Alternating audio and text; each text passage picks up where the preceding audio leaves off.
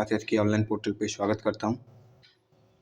नया सेशन है जो डीआरडीओ को मद्देनजर रखते हुए यूपीपीसीएल यूपी जितने भी एग्ज़ाम अपकमिंग एग्ज़ाम है उन सबको मद्देनजर रखते हुए जितने भी इंपॉर्टेंट क्वेश्चन है सारे प्रीवियस ईयर क्वेश्चन को दिखाने का प्रयास किया जा रहा है और सॉल्व कराने का प्रयास किया जा रहा है। क्योंकि कोई भी एग्ज़ाम है, पहले भी बता चुके हैं कि इसका क्वेश्चन उसमें पूछेगा, उसका क्वेश्चन इसमें पूछता है, तो वो सेम पैटर्न सब पर लागू होता है।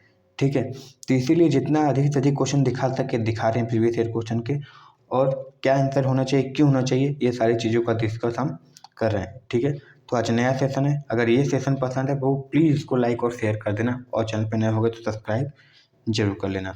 ठीक है, चलो आगे आते हैं। पहला क्वेश्चन देखो, पहला क्वेश्चन क्या पूछा है कि ट्रांजिस्टर में धारा परिवर्तन यानी करंट एम्प्लीफिकेशन अल्फा दिया हुआ है। क्या दिया हुआ है? अल्फा दिया हुआ है का मान परास होगा। अल्फा हमको पता है कि सर जी अल्फा किसके लिए दिखाते हैं? सर जी कॉमन इमीटर के लिए प्रयोग होता है। ठीक है, और कॉमन इमीटर का जो करंट गेन होता है वो हमेशा 1 से कम होता है, 1 से कम होता है। ये चीज़ याद रखना, हमेशा 1 से कम होता है। ठीक है, अगर अल्फ़ा की वैल्यू देख लो तुम्हारा क्या निकल के आता है? Alpha is equal to beta upon 1 plus beta होता है। ठीक है, और अल्फ़ा की बात करो तो देखो क्या होता है? अल्फ़ा बराबर तुम्हारा होता है आई सी अपॉन, सॉरी ये देखो कॉमन इमीटर बोल दिए, ये तुम्हारा होता है किसके लिए? कॉमन बेस के लिए होता है। ठीक है, देखो यहाँ पे गलत हो गया, कॉमन बेस के लिए होता है। जब कॉमन बेस की बात करते हैं तो अल्फ़ा बराबर बीटा अपॉन 1 प्लस बीटा हो जाता है, जिसकी वैल्यू क्या होती है? आई सी बराबर अपॉन क्या होती है? आई ई होती है। ठीक है, output current upon input current, इसको याद रखना है। तो अल्फ़ा की value I C upon I ई होती है, और अल्फ़ा की एक वैल्यू भी क्या होती है? ये होती है, और इसका मान क्या होता है? सदैव 1 से कम होता है। तो इन सब बिंदुओं को याद रखना है। तो देख सकते हो ऑप्शन से, ये इतना कम भी एकदम नहीं होता है, एकदम कम इतना भी नहीं होता है। कितना होता है? 0.9 से 0.99 के बीच में होता है। तुम कभी भी वैल्यू निकाल के देखना, तुम्हारी अल्फ़ा की वैल्यू अगर इसके बीच में आ रही है तुम्हारी वैल्यू सही है, अन्यथा गलत है। अगर यहाँ पे बीटा की बात करें, बीटा क्या दिखा रहा है? तो कहोगे सर जी जो हमारा बीटा है हमारा ये दिखा रहा है कॉमन एमीटर को दिखा रहा है। ठीक है, चलो आगे बढ़ते हैं। कॉमन एमीटर में करने के अगला क्वेश्चन है कि एक डिस्ट धारा मोटर है, एक डीसी मोटर में पूर्ण भार पे कितना चल रहा है? 1725 पे चल रहा है, और शून्य भार पे इतना चल रहा है। और हमको पता है कि जब भार बढ़ता है तो स्पीड घटती है, इसलिए देखो यहाँ पे स्पीड घट चुकी है। कितना घटा है?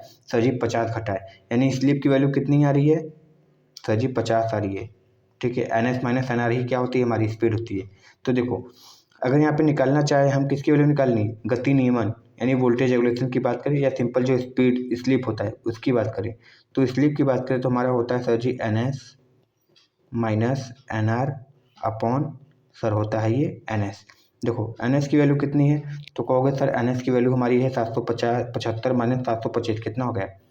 ये 50 बटे कितना हो जाएगा? 1775, ये निकल के चला है, गुणे ये 100 कर दो। अब जब तुम इसको सॉल्व करोगे तो तुम्हारी वैल्यू कितनी आएगी? अप्रॉक्स 2.9 के अप्रॉक्स आएगी आंसर, जो सही हो जाएगा। इस तरीके से आंसर लगाना गलत नहीं होगा। ये वैल्यू हमेशा याद रखना, N S minus N R upon N S. ठीक है, स्लिप वैल्यू जैसे जैसे गति बढ़ती जाती है स्लिप की वैल्यू घटती जाती है। स्टैंड स्टिल कंडीशन में यानी रुके हुए मोटर के कंडीशन में तुम्हारी जो स्लिप की वैल्यू होती है वो 1 होती है, और सिंक्रोनस स्पीड पे तुम्हारी स्लिप की वैल्यू 0 होती है। तो ये सब सारे बिंदुओं को याद रखना है। ठीक है ना, चलो अगला क्वेश्चन देखते हैं। क्वेश्चन नंबर 3 क्या बोल रहा है कि 3 माइक्रोफैराड और 6 माइक्रोफैराड के 2 संधारित्र समानांतर में जुड़े हुए हैं, और हमको पता है कि संधारित्र सर जैसे प्रतिरोध पैरेलल में जोड़ता है उसी तरह कैपेसिटर किस में जोड़ता है? सीरीज में जोड़ता है। यानी कैपेसिटर अगर सीरीज में जुड़ रहा है तो रेजिस्टेंस के पैरेलल की भांति जुड़ेगा, और कैपेसिटर अगर पैरेलल में तो सीरीज की भांति जुड़ेगा। तो यहाँ पे देख सकते हो, यहाँ पे संधारित्र पूछा है समानांतर में, यानी जैसे रेजिस्टेंस सीरीज में जुड़ता है उसी तरह जोड़ दो कैपेसिटर को। तो अगर सी इक्विवेलेंट यानी सी तुल्यांक की बात करेंगे तो कितना हो जाएगा? C1 प्लस C2 हो जाता है। सही है, और जब इसको सॉल्व करोगे तो 3 प्लस 6 तुम्हारा 9 माइक्रोफैराड निकल के चला आएगा। सही है, चलो अगला क्वेश्चन देखते हैं। लोहे के तापक तत्वों को विंस वाहक बनाने के लिए किस पदार्थ का उपयोग किया जाता है? देखो लोहे का तापक है, हमको पता है कि ग्रेफाइट क्या होता है? एक टेम्परेचर सहनशील वैल्यू होती है, इसलिए इसका प्रयोग हम मॉडरेटर के रूप में भी करते हैं, और कहीं कहीं कूलिंग का भी प्रयोग किया जाता है। कभी कभी ये पूछता है कि जो कार्बन इलेक्ट्रोड के तो जो इलेक्ट्रोड के रूप में किसका प्रयोग करते हैं, जो तापक में इलेक्ट्रोड के रूप में किसका प्रयोग करते हैं, तो ग्रेफाइट का प्रयोग करते हैं। क्यों? क्योंकि सर ये हीट सह सकता है, इसीलिए कार्बन ब्रश का प्रयोग करते हैं, क्योंकि कार्बन किसका बना होता है, सॉरी कार्बन ब्रश का प्रयोग करते हैं क्योंकि कार्बन बोलो अभ्रक बोलो ये सब किसके हैं, कार्बन के अवरूप हैं जो हल्का फुल्का टेम्परेचर सहने में सहनशील होते हैं। बाकी ये जितने भी देख रहे हो वो सब सहनशील नहीं होते हैं, ठीक है, होते हैं मगर कम होते हैं। सही है, चलो आगे बढ़ते हैं, नेक्स्ट क्वेश्चन देखते हैं। दिशधारा मोटर की घूर्णन दिशा को किस प्रकार व्युत्क्रम में यानी बदला जा सकता है, व्युत्क्रम मतलब उल्टा जा सकता है। तो देखो किसी भी तुम मोटर को डीसी की बात करें, अगर शंट हो चाहे श्रेणी हो, अगर तुमको अगर उसकी स्पीड बदलनी सॉरी स्पीड बोले दिशा बदलनी है तो या तो आर्मेचर वाइंडिंग को या फिर फील्ड वाइंडिंग को, ठीक है, इनमें से किसी एक को भी बदलो, दोनों को बदलोगे कभी नहीं बदलेगा, दोनों बदलोगे फिर वही हो जाएगा, क्योंकि हमको पता है कि टॉर्क बराबर फाई आई ए। तो देखो अगर फ्लक्स को अगर फील्ड को बदलोगे तब भी माइनस साइन हो जा रहा है, अगर दोनों को बदलोगे तो माइनस फाई ए माइनस आई ए हो जाएगा, फिर ये क्या हो जाएगा उसी दिशा में हो जाएगा, माइनस माइनस प्लस बन जाएगा, फिर वो उसी दिशा में घूमने लगता है। इसीलिए इन दोनों में से किसी एक को बदलोगे तभी तुम्हारी क्या होगी, दिशा बदलेगी, किसकी, डीसी मोटर की। तो याद रखना इनमें से आर्मेचर या क्षेत्र कुंडली इनमें से किसी एक को ही बदलोगे तो भी तभी तुम्हारी स्पीड बदलेगी, अन्यथा नहीं बदलेगी। सप्लाई टर्मिनल बदलोगे तब भी तुम्हारी स्पीड नहीं बदलेगी, ठीक है, क्योंकि दोनों ही टर्मिनल बदल जाते हैं सप्लाई बदलने पे। सही है, चलो आगे देखते हैं नेक्स्ट क्वेश्चन। दिशधारा मोटर में प्रति पोल कम करने होता है तो क्या होता है, पोल कम करने से क्या होता है, देख लो सिंपल भाषा में, एन एस बराबर क्या होता है 120 एफ अपॉन पी। पी कम करते हो तो गति तुम्हारी क्या हो जाती है, बढ़ जाती है। तो वही बताया ना प्रति पोल कम होता है तो क्या हो जाता है, कोई नहीं होता है सर जी, मोटर की गति बढ़ जाएगी, क्या हो जाएगा, मोटर की गति बढ़ जाएगी। तो यहाँ पे क्या हो जाएगा, सॉरी यहाँ पे हो जाएगा मोटर की गति बढ़ जाती है, ठीक है। सही है, पोल कम करते जाओगे मोटर की स्पीड गति बढ़ती चली जाएगी। सही है ना, चलो अगला क्वेश्चन देखते हैं। ये देखो वैल्यू बेस्ड क्वेश्चन है, सॉरी मेमोरी बेस्ड क्वेश्चन है, अगर याद आएगा तो करोगे नहीं तो छोड़ के आओगे। ऐसा क्वेश्चन में कोई कॉन्सेप्ट नहीं, बस याद करना पड़ता है। तेल से भरे और गैस दाब तार का उपयोग कितने वोल्टेज तक के लिए किया जाता है। तो देखो ऑयल प्रेशर इसका नाम क्या होता है, oil pressure. Oil pressurized cable का प्रयोग हम करते हैं अधिकतर 66 केवी से ऊपर के लिए, ठीक है। ऑयल प्रेशराइज्ड केबल का प्रयोग अधिकतर हम 66 केवी से ऊपर के लिए करते हैं। तो ऑयल प्रेशर है तो कितना 66 केवी से 132 केवी, केवल 66 केवी से ऊपर भी लिखा होता तब भी मारते, 132 लिखना जरूरी नहीं था, 66 केवी से भी ऊपर रहता तब भी तुमको ऑयल प्रेशराइज्ड वाले तार का यानी केबल का प्रयोग होता है। यहाँ पे तार का मतलब केबल है, ठीक है, ऑयल प्रेशराइज्ड केबल का प्रयोग किया जाता है। सही है ना, चलो और ये सारे क्वेश्चन तुम्हारे किसी न किसी एग्जाम में पूछे गए हैं, तो ये मत सोचना डीआरडीओ में नहीं, हो सकता है डीआरडीओ में से 25-30 क्वेश्चन फंस जाए, 80 पेपर आएंगे, 80 क्वेश्चन आएंगे तो 20 क्वेश्चन 25 क्वेश्चन इसी में से फंस जाए, इसी सैम्पल पेपर से। ऐसा भी होता है बहुत बार, ठीक है, बहुत बार देखते हो कि सर ये तो वही वाला पेपर उठा के दे दिया, तो हो सकता है, इसलिए सारे क्वेश्चन करा रहे हैं। और सेशन पसंद आए तो इसको लाइक शेयर बाबू जरूर कर देना, और चैनल पर न होगा तो सब्सक्राइब कर लेना। देखो अगला क्या है, स्टेटर, घूर्णक यानी रोटर, कुंडली और वायु अंतराल में से किसी भी कोणीय स्थिति में सबसे अधिक प्रतिष्ठित होने के कारण अधिकतम ऊर्जा भंडारण कहाँ होता है।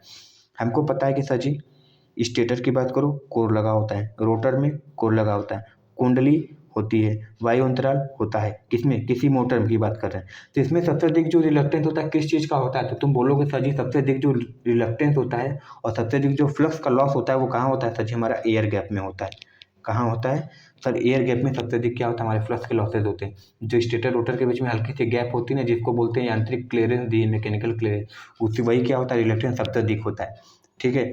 और वही क्या करता है, हमारे फ्लक्स का लॉस भी सबसे अधिक करता है। तो प्रतिष्ठित सबसे अधिक कहाँ होता है, हमारे वायु अंतराल के पास होता है। सही है ना, आई होप समझ में आया होगा। चलो अगला क्वेश्चन देखते हैं।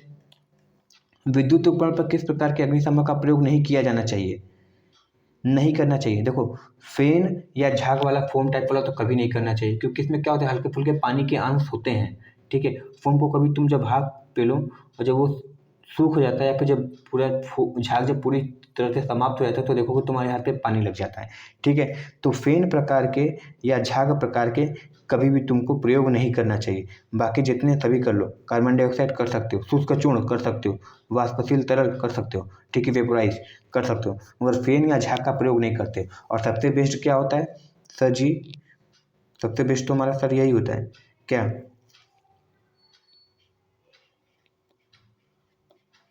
ब्रोमीन हेलोन का प्रयोग कर लो, सबसे बेस्ट है। ब्रोमीन हेलोन का सबसे बेस्ट है, प्रयोग कर लो। नहीं तो फ्रीऑन तो है ही है। ठीक है, तो इन सब चीज़ों का प्रयोग किया जाता है, फेन और झाग का नहीं करते। सबसे बेस्ट यही होता है, ब्रोमीन, फ्रीऑन, ठीक है, या फिर हेलोन गैस का, हेलोन का प्रयोग करो। ये सभी का प्रयोग किया जाता है। सही है, चलो आगे देखते हैं। दृष्टिधारा श्रेणी मोटर में क्षेत्र कुंडलियाँ कैसी होती है? हमको पता है क्या कि सर जो फील्ड वाइंडिंग होती है, कभी तुम डायग्राम बना के देखना, कभी तुम किसी का भी डायग्राम देखोगे, अगर फील्ड वाइंडिंग है और ये आर्मेचर वाइंडिंग है तो तुमको यहाँ पे 50 ओम लिखा मिलेगा। क्वेश्चन में भी न्यूमेरिकल जब देता है तो यहाँ पे फील्ड वाइंडिंग 50 ओम है, तो ये मुश्किल से 1 ओम होगा या फिर 0.45 ऐसे करके ओम लिखा होता है। यानी आर्मेचर की जो वाइंडिंग होती है उसकी प्रतिरोध कम होती है और जो बाहर वाली प्रतिरोध होती है फील्ड वाली वो अधिक होती है। तो रेजिस्टेंस अधिक करने के लिए क्या करना पड़ता है? क्षेत्र कुंडली धारा श्रेणी मोटर, सॉरी सीरीज मोटर दिया है ना, देखो हम शंट की बात, ये शंट बना दी तो शंट, हाँ शंट के लिए सही है। अब श्रेणी की बात करेंगे तो आगे देखें, तो श्रेणी में क्या होता है, इसकी वैल्यू अधिक हो जाती है। ठीक है, 250 ओम हो जाती है शंट वाइंडिंग, देख रहे हो यहाँ पे शंट बनाया ना, तो ऐसी कहानी हो जाती है। मगर ये जब तुम श्रेणी की बात करते हो सीरीज मोटर की, जब यहाँ पे तुम श्रेणी मोटर की बात करते हो सीरीज मोटर की, तो ये कहानी थोड़ी उल्टी हो जाती है, क्योंकि ये तुम्हारी क्या हो जाती है, ये तुम्हारी आर्मेचर वाइंडिंग हो जाती है और ये सीरीज वाइंडिंग हो जाती है। तो सीरीज वाइंडिंग फील्ड वाइंडिंग के जस्ट उल्टी हो जाती है। अभी इसका प्रतिरोध क्या हो जाता है, कम हो जाता है, इसकी प्रतिरोध कम हो जाती है सीरीज फील्ड वाइंडिंग की, और जो आर्मेचर प्रतिरोध है इसकी तुलना में इसकी प्रतिरोध उच्च हो जाती है। क्या हो जाती है, उच्च हो जाती है। तो कम प्रतिरोध किसकी होती है, सीरीज फील्ड की। तो सीरीज फील्ड की कम प्रतिरोध करने के लिए क्या करना पड़ेगा, तुमको एल की वैल्यू घटानी पड़ेगी, या फिर इसको सिंपल भाषा में कहें तो नंबर ऑफ टर्न घटाना पड़ेगा, और परिच्छेद काट क्या होगा, बढ़ाना पड़ेगा। क्योंकि जब परिच्छेद काट बढ़ाते हैं तो R inversely proportional to L by A, यही होता है ना।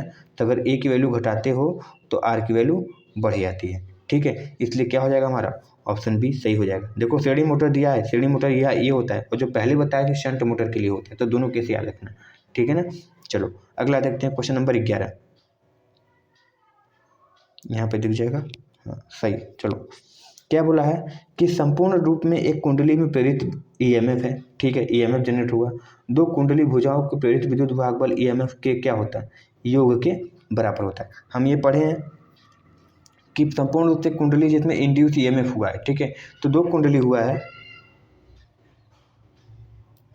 ये हुआ, जब दो कुंडलियों में ईएमएफ ये उत्पन्न होता है, ठीक है, तो वो क्या होता है, हमेशा ना गुणनफल के होता है, ना अंतर होता है, ना बराबर होता है। हमेशा क्या करते हैं, अगर ये दो में हुआ है तो E1 प्लस E2 ही करते हैं, दोनों का ईएमएफ जोड़ देते हैं। ठीक है, अधिकतर एडिटिंग ही होता है, क्योंकि वो क्या होता है, एडिटिव इन नेचर होते हैं। जब तुम म्यूचुअल इंडक्टेंस फॉर्म ढिमाना पढ़ोगे तो तुम पढ़ोगे कि एडिटिव इन नेचर होते हैं, जिसको तुम ऐसे करते हो L1 प्लस L2। देख लो इंडक्टेंस हमेशा जुड़ गया तो यहाँ इसमें इंड्यूस इसमें पैदा होने वाला ईएमएफ भी जुड़ता है। अब ये जो प्लस माइनस करते हो 2m, ये अलग कहानी हो जाती है। सही है, तो यहाँ पे ऑप्शन क्या हो जाएगा, 4 सही हो जाएगा। ठीक है, चलो अगला क्वेश्चन है क्वेश्चन नंबर 12। लाइन रोधक उपकरण रोधक और या फिर व्यस्तर के सबसे सरल सुरक्षा किसके द्वारा प्रदान की जाती है। ठीक है, प्रोशक निरोधक स्विच श्रृंग अंतराल दंत अंतराल। देखो ये थोड़ा हमको हिंदी नहीं समझ में आया, मगर यहाँ पे ऑप्शन 4 है तो क्वेश्चन देख लो। ठीक है, नहीं तो फिर कभी जब इसका हिंदी मिलेगा तो बताएंगे। देखो फ्रैंकली बोल रहे हैं, ये नहीं है कि अपनी वाहवाही करनी है, नहीं इसका मतलब समझ में आया तो देख लो ऑप्शन डी ही सही है, या फिर तुमको समझ में आया कि सर जी क्या पूछा था तो हमको बता सकते हो। ठीक है, कमेंट करके। सही है ना, चलो इसका आंसर ये 4 दिया हुआ है, ये थोड़ा हिंदी हमको था तो इसलिए समझ में नहीं आया। ठीक है ना, चलो आगे देखते हैं। चुंबकीय क्षेत्र में स्थित यानी एक मैग्नेटिक फील्ड है, उसमें स्थित उस तार को क्या कहते हैं जिसमें विद्युत भाग बल प्रेरित होता है, तो कंडक्टर ही कहते हैं ना जी। जनरेटर, सॉरी, एक हमारा जनरेटर, एक पोल यहाँ पे होता है, एक पोल यहाँ पे होता है। ठीक है, यहाँ से ऐसे ऐसे फ्लक्स जाता है, इसके बीच में क्या होता है, एक तार रख देते हैं। जब इसमें घूमता है तो क्या होता है, इसमें कंडक्टर में क्या होता है, करंट पैदा होता है। तो जो करंट पैदा होता है वो किस में होता है, कंडक्टर में होता है, जिसको एक तरीके से रोटर वाइंडिंग कहे या आर्मेचर वाइंडिंग कहे। तो ऑप्शन ए क्या हो जाएगा हमारा, सही हो जाएगा। ठीक है, अगला क्वेश्चन है, कंडक्टर बोलते हैं। ठीक है,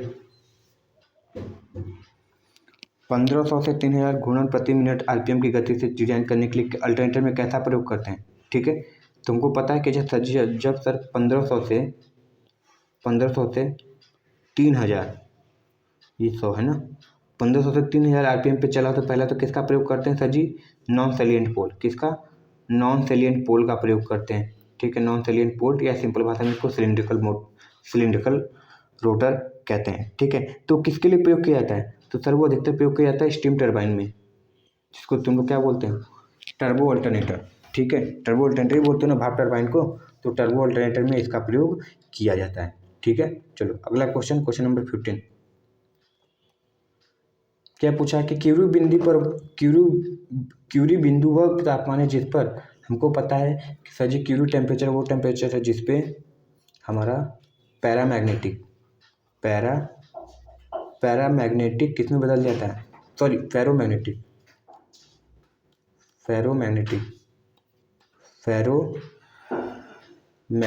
हमारा पैरामैग्नेटिक में बदल जाता है। किस में, पैरामैग्नेटिक में बदल जाता है। अगर एग्जांपल की बात करें तो क्या होता है, फेरस, कोबाल्ट और निकिल आ जाता है।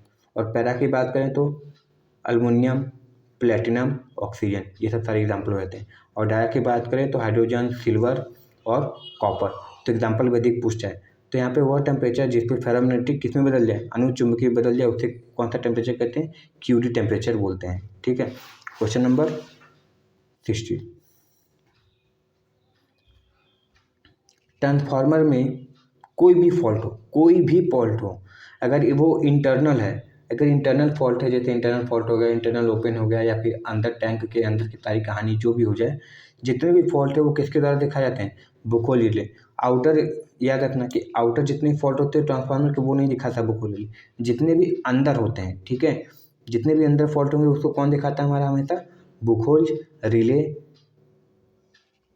सेंस करता है और उसको दूर करने का प्रयास करता है। ठीक है, ट्रांसफार्मर यानी बुकोल रिले। अगला क्वेश्चन है, यह दिष्ट धारा मशीन में प्रतिगामी कुंडली के संबंध में निम्न से कौन सा सही है। प्रतिगामी मतलब जो आगे बढ़ता है, अनुगामी मतलब जो पीछे बढ़ता है। ठीक है, प्रतिगामी मतलब आगे बढ़ता है। ठीक है, और अनुगामी मतलब जो पीछे आता रहता है। ठीक है, तो प्रतिगामी में क्या होता है, हमेशा जो फ्रंट पिच होता है बैक पिच से ज़्यादा होता है। फ्रंट पिच ज़्यादा होता है जी, तभी ना आगे बढ़ेगा। और बैक पिच आगे रहता है तो क्या होता है, वो पीछे बढ़ता है, जिसको रेट्रोग्रेसिव बोलते हैं। ये प्रोग्रेसिव बाइंडिंग और ये रेट्रोग्रेसिव बाइंडिंग।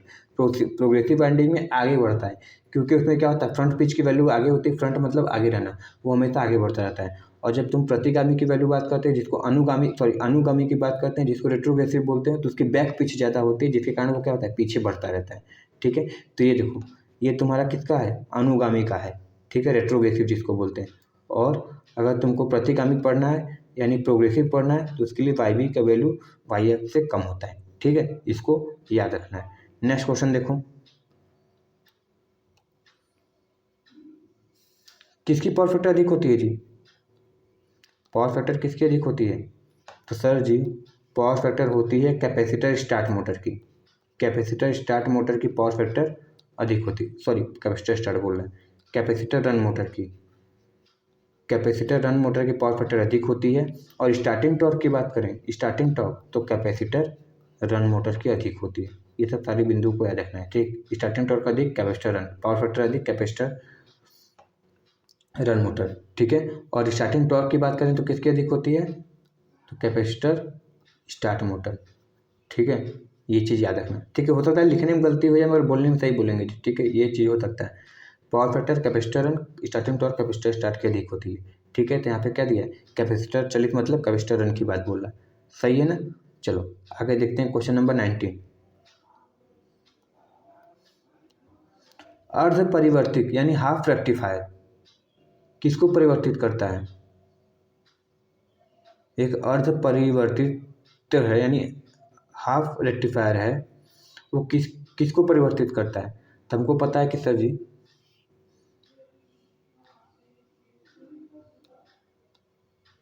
किसको करेगा?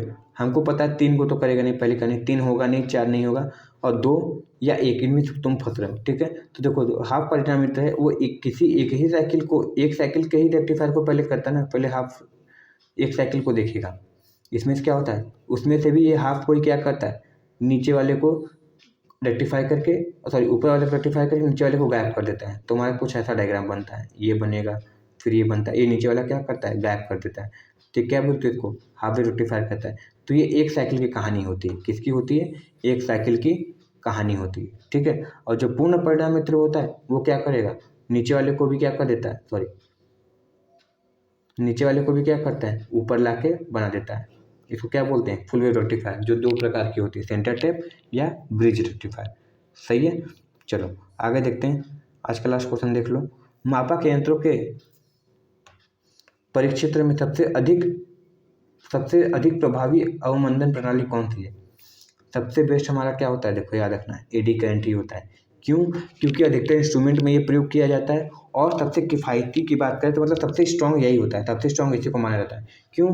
क्योंकि सर सभी वाइंडिंग होती है, वाइंडिंग में सभी में करंट जाएगी, सभी में कोर होते हैं और वाइंडिंग के कोर में क्या होता है, हमेशा एडी करंट फ्लो होता है, जो कि क्या होता है, बहुत ही हाईली स्ट्रॉन्ग होता है, ठीक है, जो अच्छे से कार्यकुशलता से काम कर सकता है। बस यही थोड़ा इसका लाभ है और हानि है क्या, कि हीट थोड़ा ज़्यादा कर देता है, मगर सबसे अधिक फायदा इसी से मिलता है हमको, ठीक है। तो ये कौन होता है हमारा, एडी करंट। कहाँ कहाँ प्रयोग होते हैं सर जी, पीएमएमसी में कर लीजिए, गैल्वेनोमीटर में कर लीजिए, इंडक्शन टाइप में जितने इंस्ट्रूमेंट है उसको कर लीजिए, और थर्मल टाइप में तुम्हारे हॉट वाले इंस्ट्रूमेंट फ्लाने का ना, सारे इसी में होते हैं, ठीक है। इसके अलावा एयर फ्रिक्शन किस में प्रयोग होता है, तो इसको छोड़कर बाकी जितने इंस्ट्रूमेंट है सारे में क्या होता है, एयर फ्रिक्शन। नहीं आते हैं नाम, कोई दिक्कत नहीं, अगर दिख जाए ऑप्शन में, इन सबको छोड़ाकर जो भी दिखे वो सारी एयर फ्रिक्शन में, केवल एक को छुड़ाकर, किसको, इलेक्ट्रोस्टैटिक वोल्टमीटर को, क्योंकि इलेक्ट्रोस्टैटिक वोल्टमीटर में फ्लूइड फ्रिक्शन का प्रयोग होता है। किसका, फ्लूइड फ्रिक्शन डैम्पिंग का प्रयोग होता है इलेक्ट्रोस्टैटिक वोल्टमीटर में, जो हाई वोल्टेज को मापता है, ठीक है। और इसको इन दो कैटेगरी को छोड़ा कर बाकी जो बच रहे हैं सारे एयर फ्रिक्शन मार दो। सही है। तो आई होप आज का सेशन पसंद आया होगा, पूरी तरीके से अच्छे से कराने का प्रयास किया गया। अब ये मत सोचो कि डीआरडीओ ऊपर लिखा है कि नहीं, डीआरडीओ ऊपर लिखा मत खोजो कि सर जी डीआरडीओ ऊपर तो नहीं लिखा था, तब ये किसका क्वेश्चन है। ये हो सकता है फिर से बोलने कि 150 क्वेश्चन कराएंगे, 100 क्वेश्चन कराएंगे, तो उसमें से 20, 25, 80 में से फर्ज है, और होता भी बहुत पेपरों में, ठीक है। क्योंकि टेक्निकल बाहर से क्वेश्चन नहीं बन के आता, इसका क्वेश्चन उसमें उठाएगा, इसका क्वेश्चन इसमें उठाएगा, ठीक है, बस यही होता है। सही है। तो सेशन पसंद आ रहा हो बाबू तो इसको लाइक कर दो, शेयर कर दो, हमको सपोर्ट करो, जिससे हमारी क्या बढ़े, मोटिवेशन बढ़े, तो हम अच्छे से अच्छे और कंटेंट लेकर आएँ, ठीक है ना। चलो मिलते हैं नेक्स्ट वीडियो में। Thank you very much, very and all the very best.